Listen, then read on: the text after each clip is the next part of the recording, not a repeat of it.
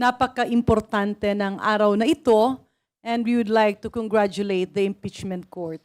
Dahil hindi pa man tapos, pero ito ay isang importanteng hakbang patungo sa pag-comply sa proseso hanggang matapos at makita ang katotohanan. Uulitin lang po natin, ang nangyari po ay hindi hatol, kundi isang pagtugot ng korte, ng impeachment court and the Senate at this point of time na isabpina or ipadala ang mga dokumento related sa tax records and financial transactions.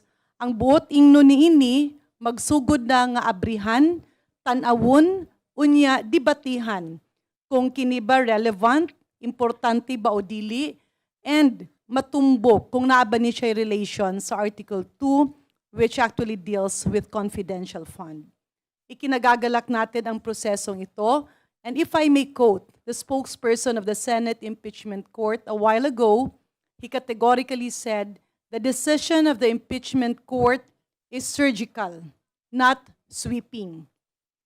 So makikita natin na wala siyang pinapaboran na kung sino man, and it's surgical. Ibig sabihin kapag ikaw ay may isang bukol or tumor, hindi pwedeng kunin mo na ang buong vital organ. Parang example, may colon cancer yung isang pasyente. Surgical means kukunin mo lang ang bukol na nagbibigay ng prognosis sa isang pasyente. Hindi mo tatanggalin ang buong bituka.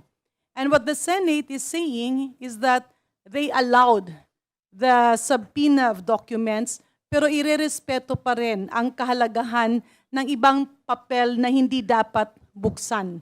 Lalo na kapag ito'y sensitibo at wala namang kinalaman sa pinag-uusapan na kaso.